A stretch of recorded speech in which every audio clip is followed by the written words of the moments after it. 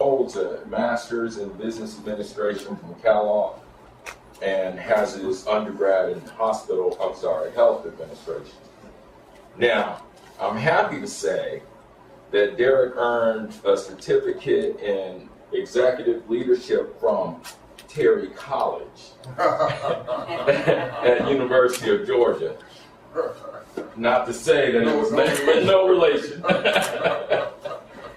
I'm really proud to say that Derek is a mentor, both professionally and personally. Through that mentorship, Derek has become a very good friend. Derek is the example of how ethics and strong principles and being an authentic leader can be done and still be successful. It is my honor and pleasure to introduce Derek Hill, Vice President of Life.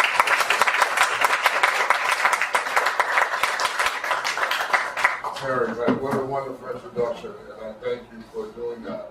I have to tell you, Ben, I am just delighted to be here. And to the class, I just want to say congratulations to you. You're setting the pace for everyone else. You can tell this now, this is the first group, so sincerely congratulations to you. And Rita, for the work that you're doing in the community, I think that's tremendous, especially starting with the young folks in the community. Because I agree with you that they are the future leaders, not only in this community, but across the United States and beyond. I would also say, Terry, hey, wonderful work, to dedication to mentoring kids and helping kids in the community, not just in the Asian community, but across all communities. I think it's a phenomenal thing, and on behalf of Cox Communications, we're delighted to be here. And particularly, I'm delighted to be here. This strikes at my heart, something I'm very passionate about. A couple things. One, I want today to be interactive. I don't want to stand here and just chat with you. I want us to have some fun. Let's get to know each other a little bit. Let's just have a conversation. I will share with you a couple things that in Terry's introduction that I'd like to highlight beyond what we can hear in the community. I sit on Cox National Diversity and Inclusion Council. So what does that mean? So Cox, one of our core values is diversity and inclusion.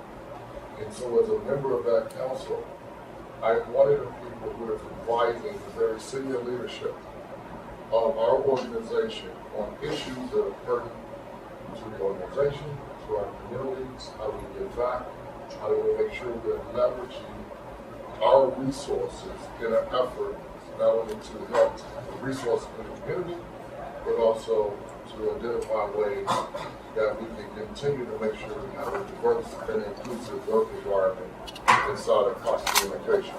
So why do we do that? I can tell you this is why we do it. It is something that our founding father and family started over 100 years ago when they started this company. They would always want to give back to the community. It is something that every one of our employees realizes today, and they make sure that we're constantly doing. I think there's another part of it also in this intersection between corporate America and social America. What we have to do is find ways to help each other. And one of my goals as a leader of this community is to make sure that I'm understanding the issues that are facing us as challenges and opportunities and sharing that with the organization. And then let's face it, and Peter, you touched on it, 250,000 people in the Asian community here in Las Vegas. It's a growing segment in our demographics. And we want to make sure that we know how to service you and provide you with good services from Cox Communications. And hopefully, we'll have an opportunity to come and potentially work with us. We want you to do those things as well. So, that's a little bit about what I do in the Diversity Council. What I do inside of Cox, and Terry touched on it, says lead an organization. And this is what I really want to chat with you about, is leadership. $200 million is a big organization. There are about 400 people that I get the privilege, the honor, that humbles me every day to lead. My team of leaders is about 32 or 35 people in the organization. And what we have tried to do, is I think we've done a pretty good job of, is really instill teamwork. And it starts with leadership. Leadership. So we often hear definitions of leadership. So I'm going to take a moment and just ask you what your thoughts are around leadership. And then I'll share with you what I think leadership is about. And can we do that? Is that okay? You guys all right? We having a conversation with? Good? All right, so let's start. Who wants to go first? Go ahead. Tell me your name. Ken. Ken, who are I think a leader really is just someone who can encourage others to break the social norm, to do something that isn't usually done, something that's new and brings something unique to a community. Yeah, good. Yeah, I would agree with those. Yeah. All right. Anyone else? Thank you, Ken. Anyone else? Yes, sir. What's your name? My name is James. James? I think a leader is a symbol or a public figure where people can go to or look up to for solutions or maybe like an idea or just Yeah, good. Yeah, good. Anyone else? Come on, give me one more. Yes, sir. What's your name? So, my name is Jared, and I feel that a leader is someone who can get other people to follow them for a goal that everyone shares. Yeah, so let's focus on that for a minute. Because I wholeheartedly agree. There's a difference between managing and leaders. Leadership, in my opinion, is all about inspiration. It's all about the narrative of influencing thinking, the ability to shape conversations, the ability to influence behaviors and actions for a positive outcome that drive results. When I interview people, I ask them a question. I give them 5 topics, and I want them to force rank them. Everybody know what I mean about force rank? Just rank them from number 1 to number 5 and what you're the best at.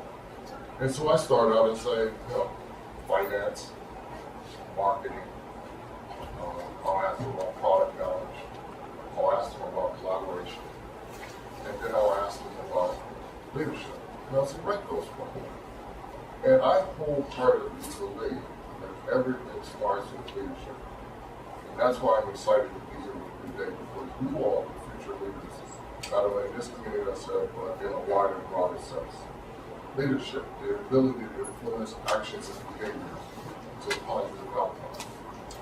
I am honored every day to get a chance to help shape narratives inside of our organization and our community.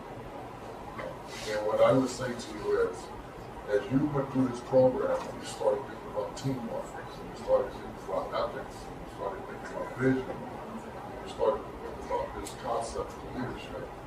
I would draw your attention and ask you to really consider leadership. That's something we really want to get good at. And so I'm often asked this question: a leader is born, or can you become a leader? What do you think? What are your thoughts there? Yes, ma'am. I think that you can't just be born a leader. Be born with like characteristics and stuff like that. Having a loud voice, things like that, or being able to communicate well with others and relate to them. But you can't necessarily just come out of the womb and be able to do those and make those connections immediately. I think it takes development in your surroundings and the influences of others in order to become that great follower. No, it's a great conversation. Thank you for sharing that. Anyone else have a thought? Born a leader or developing into? Yes, sir. Hi, so I'm Nicholas. So, going off of what Ingrid said, yeah, I think you can be born with certain skills that could make you good at leadership. But something that we learned during the workshop from one of our guest speakers was that great leaders, they choose to be great. So they learn, they may have the skills, but they actually work on those and improve on them to become great leaders. So I think it's a little both. And I'll share this with you. I think that to your point about being born with desire, being born with an opportunity that says, I want to succeed. I think that lends itself to it. But I think there are things that you can do to shape your behavior as you become leader. For example, the classes you've been taking in the leadership. I'll give you an example of my own background. I grew up in Chicago, Illinois. I wouldn't say it was the inner city, but it wasn't exactly the wealthiest part of the community as well. My mother was an educator. She taught school for 38 years. She was a single mom who raised 3 kids. I turned out to be okay, I think. I hope you think so. And then my brother is an engineer, and my sister's a doctor. And so we have to ask ourselves, so how does this take place? I think our parents play a role in it.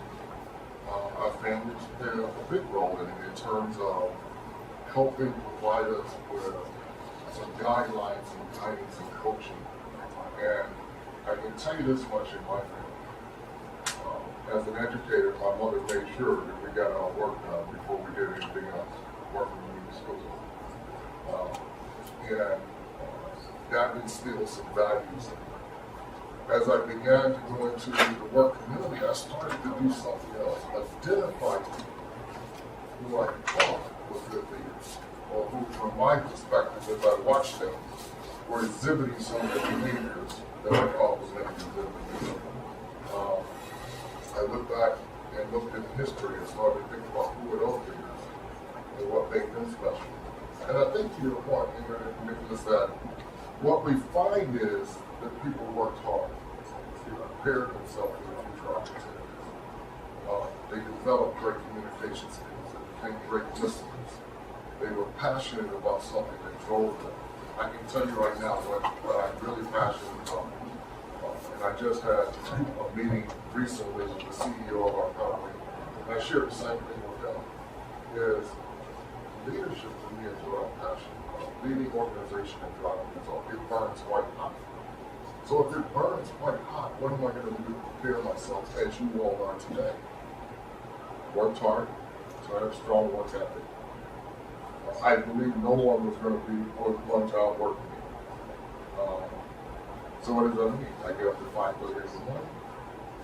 I make sure I'm doing the things I need to do in preparation for that day. The preparation started the night before. I'm in my office myself, and then I leave probably around 6:30 or 7 at night. The other thing I believe in was continuous learning. You have got to be continuously learning because the world we live in is not static, it's fluid. And everyone else is progressing as well. So they want to make sure you're continuously learning about whatever you're passionate about. So Terry mentioned that I have a master's degree from Northwestern University. I remember I worked for Xerox Corporation for 10 years. And I went to the president of the company and I said, I think I've had all the on-the-job training I possibly could have. In order to get better and prepare myself for future roles, I want to go back to school. Are you willing to pay for that? And they did. And they allowed me to go back and get my master's degree from one of the best universities in the country. Now, I didn't stop there. Terry mentioned University of Georgia, Terry School of Business. I spent 9 months there. 2 years ago, I went to the University of Virginia and spent 9 months there thinking about business and environments and culture and community. Last year, I went to Harvard. And I spent a week at Harvard on just talking about topics with a room of 70 people just like me who were in this industry. So you've got to be a continuous learner. So work ethics, continuous learning. Let's talk about integrity. I tell my team that you're a role model in this organization. People look at you as a role model, whether you're intended to be one or not. If you're in a leadership role, people want to see you that way. They emulate what you're doing. They watch what you're doing. I'll tell you the first lesson I learned. I used to be a mentor when I was a young kid to high school students. And I say young kid, I was in my 20s. And I remember we were coming out of the library as a group of 10 African-American young men, and we were getting ready to go play basketball, and I had the basketball in my hand, and we're in a library. And I'm bouncing the basketball on the floor in the library. And one of the other kids, 10-year-old kid, he started bouncing the ball too on the floor. And as I turned to say we shouldn't do that in a library, I remember quickly he was only emulating what I was doing. So even when we're not considering ourselves as role models, we are role models. Because people are watching us. So my team, they know what our actions, behavior in the organization and external to the organization are something that we do with. So far we've covered, work ethic, we talked a little bit about continuous learning, we've talked about role model. Let me talk to you about teamwork. We live in a world today where things get accomplished through teams, just like you all always say. On my team, I tell them this one thing. I say, no one person can whistle a symphony. It takes the entire orchestra to play the symphony. And so when we look for people that we bring in the organization, we want to bring in people that work together. When I was in grad school, they broke you off into 6 groups with 6 people in a group. And each one of us had an assignment. And we were accountable to each other. And so we need to make sure when we're in teams, when we're working together collaboratively to be accountable. There was one person on the team when we were in grad school who wasn't holding up their end of the deal. And someone on the team went to the dean of the college and said, this individual's not holding up. What do you think happened to that individual? He was no longer in the program. Because we have to be accountable to each other. So I think you have to work on the teamwork and collaboration. The other thing I would say to you is you think about in this leadership and this integrity. At the end of the day, when I wake up in the morning and I look in the mirror and I'm getting ready to work, what holds true to me are my values. And the values that I have are that I believe in my spiritual values. I believe in the values that hold integrity for me. Which means I do the right things. I remember a story once when my pastor asked a question around when people ask you a question about something and it's a yes or no answer. And they say, were you there? It's either yes or no. There's no in between. So how does that work in a business environment? I'll give you an example. I meet with business leaders all the time. They chat with you about various topics. The one thing I will always tell them is integrity is important to me and my organization, and we will hold true to our commitments to it. If we say we're going to do something for you, we will do it, and we will maintain the value of that. So leadership to me, again, is the hard work, the integrity, the continuous learning, teamwork, collaboration. And at the end of the day, it's your personal integrity. Because that's what's going to guide you through life. You're going to be faced with challenges. You're going to have friends that want to do one thing. You're going to have friends that want to say something else. And people are going to ask you to do something and that may not fit well with your core values. You have to make that decision. And so, as you think about a program like this, we're coming up, and you've been exploring these topics, those are the things that you should start to consider. Does that make sense to you? Good. Hi, how are you? And so I think those are the things we need to make sure we're considering. So let's have a little bit of fun now. So this is, you heard enough from me talking about leadership. I want to open it up with some Q&A, with some questions. And I want you to ask me any questions really that you're considering. I'm a big basketball fan, so if you really want to ask about basketball, we can chat about that too. But anything that you really want to chat with me about, I'm open to doing so. So why don't we just have a British change of dialogue, okay? Yes. As Cox is an internet company, do you guys have any plans to integrate something like Google Fiber, where there's like just strong internet connection? They can do anything you want at any time, whatever you want. So that makes me chuckle a little bit. We would consider our investments that we're making in this community and across all of our markets, significant investments that will continue to drive fiber deeper into our communities.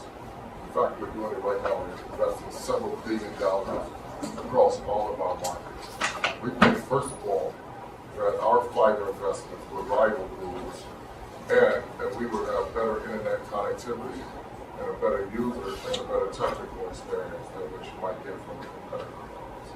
And so we're excited about the work that we're doing here. In fact, something that I'll tell you about a few things that we're doing right now. One of them is business security. So if you think about your home and how you have a home security system, not only do we sell that product, but we also now sell it in a business. The other thing we're doing is, I don't know how technical you guys are, but I'll share with this is investments in cloud technology. And so that we think cloud's another evolution. But bandwidth and the capacity of bandwidth is what's going to fuel growth in your personal life and in your business environment. How many of you have connected devices at home? Right? At home. How many of you have connected devices? Right? Most of us have connected devices, right? I can tell you in my house, there are probably 7 connected devices to Wi-Fi. And the reason being because the Internet of Things is shaping how we live and function. And so to your point, you got television now. All of us have phones. We have Amazon got, what's the product that you talk to? Alexa, right? You got Alexa, you got that out. There are all types of things inside the house. We did a project with UNLV recently. It's called a smart home. In this home, you can virtually do anything. The ovens are wireless, refrigerators are wireless, they're connected to the internet. If you have aging parents, we can monitor them in the house and see if they fall. You can send help immediately. And so I believe that our fiber investments will continue to drive growth in this country. Yes, sir. Also on top of that, the wireless house thing video, there's this one, you know how cyber attacks are urging up and how cybersecurity is a real threat right now? Yeah. Right now there's a research that is done about what hackers do to hack into super high tier top security things in businesses and especially in homes today. Yeah. When a microwave is Wi-Fi and wireless as well, it doesn't really have a lot of internet security. So what hackers plan to do is they'll hack into your microwave and then use your microwave. Yeah, but you're right, because what they're trying to do is find access into your network. And once they get access into your network, what they're doing is a concept called phishing. You familiar with that?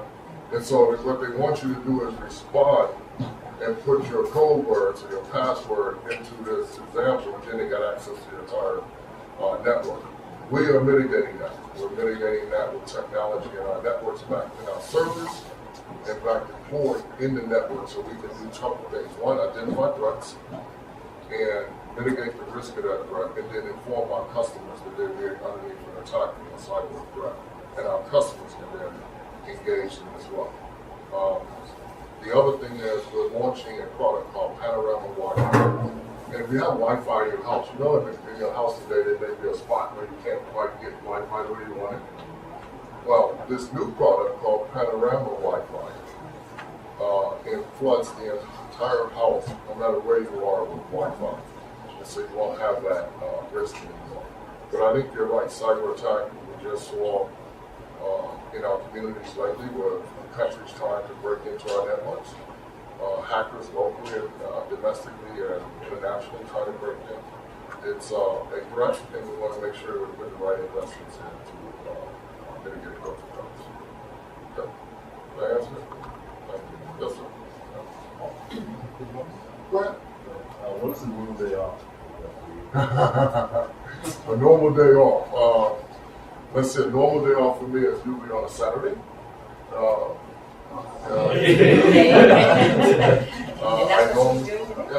I normally get up early in the morning. I go play golf with buddies of mine. And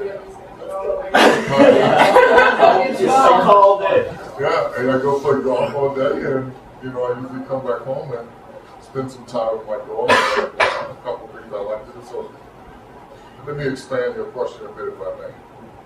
So what do I like to do, right? So I used to play basketball a lot.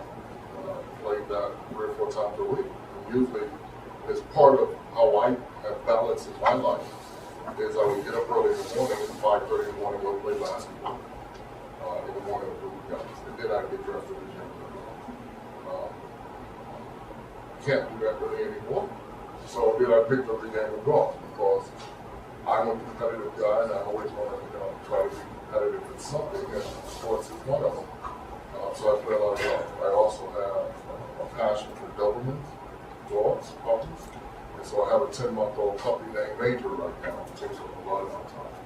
And then on Sundays I go to church. And try to get ready later in the evening, by 6 or 7 o'clock at night, my brain started to flip again into what was coming. And I started going through my emails and making sure I'm caught up to speed in preparations. And then the other thing I'm passionate about is mentoring. I love mentoring. I love the idea of having a discussion like this and talking to people. And I've mentored folks from teenagers all the way up to adults in my organization about their career path and their desires and what they're interested in. So that's what an off day looks like to me. And I like traveling. I'm leaving tomorrow for Canada for 6 days in Toronto. Yes, sir. So, in one of our previous sessions, we were talking about mentoring and the relationship between the mentor and the mentee. As a mentor to many different people, how is the relationship between you and them, and what is your role? Yeah, that's a great question. So I actually am part of Cox's formal mentoring program. So the first thing we try to do is pair up a mentee and a mentor with people who have similar ideas and aspirations. And then hopefully the mentee has identified what area they want to chat with the mentor about. And so it's an exchange of getting to know each other. My last mentee worked for Cox. He worked in a different division, but he was a finance person. And I am a numbers guy, a numbers junkie, if you will. So numbers mean a lot to me.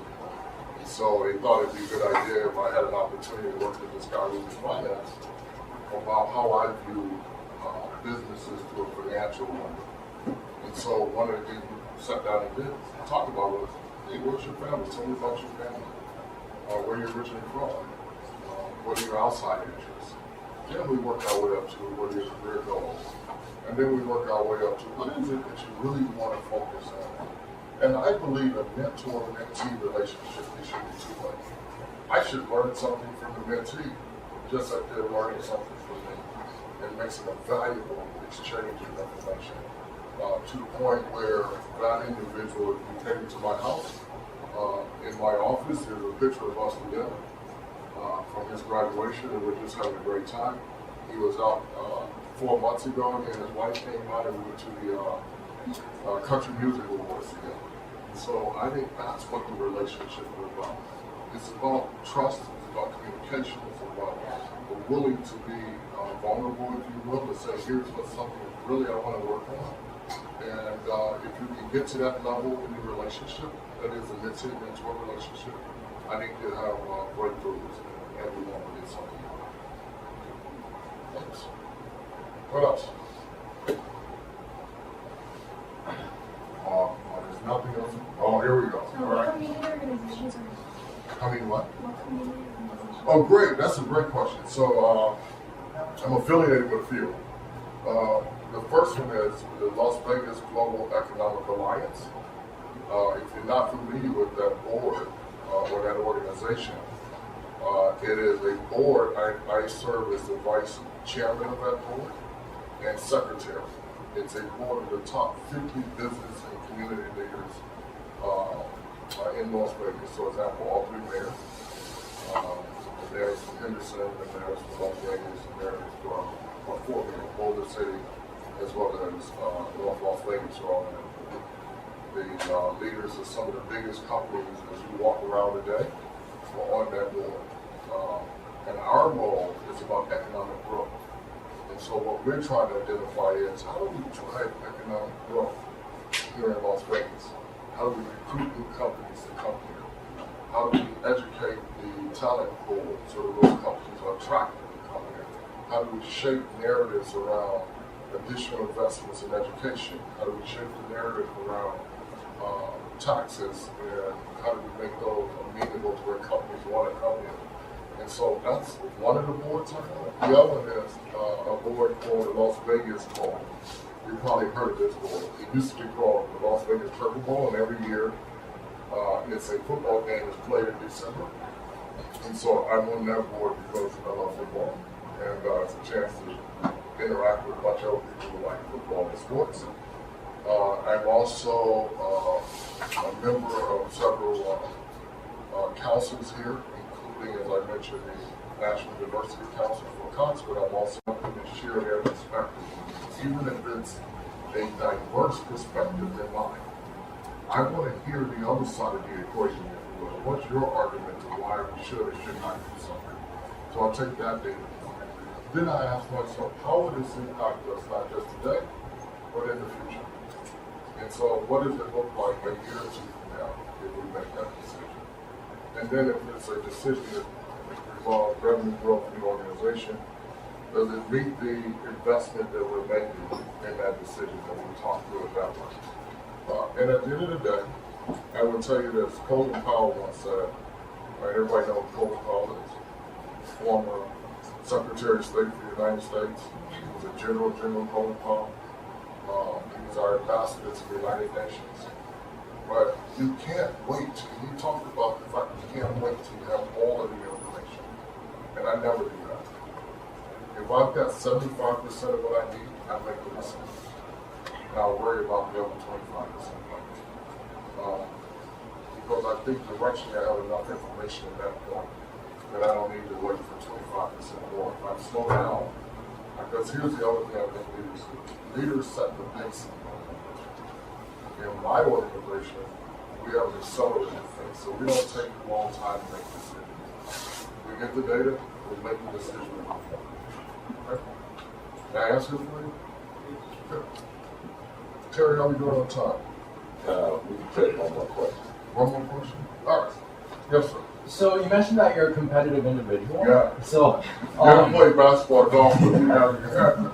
So, in the corporate world and with other businesses, being vice president of one of your major companies in the field, how do you view competition and competitors? What's your attitude on that? Well, that's a great question because I think competition serves a purpose. I believe in the entrepreneurship of competition. It makes us all better. It sharpens our edge, if you will. It makes us compete for the consumer's ability to provide services to them. Now, so why, if you take our competitors here in the marketplace, I welcome them to the marketplace. I want them to compete with me and my team or the organization. One, I think it makes us better. Two, I believe they're a better service and product. Three, it's going to continue to make us focus on how to improve. And I think that at the end of the day, I want to win. I want to be one. I can tell you this much. Our market here in Las Vegas, the division I lead, has been number one 3 consecutive years in a row. 3 consecutive years we've been number one in revenue growth to our plan. And I believe that's because we have assembled the best group of leaders in the organization across the board. I affectionately call them the A-team. And I tell everybody where I go, I get the privilege of working with the A-team. And through that competitive nature and their competitive nature and their leadership skills and our ability to drive execution, we win. So I am extremely competitive, and I want to make sure I win. Now, winning not at the cost of everything. So we have to be careful about this. You don't break rules to win. You compete head up. That's where integrity is part of the leadership equation. You don't cheat. We're never going to do that in my organization.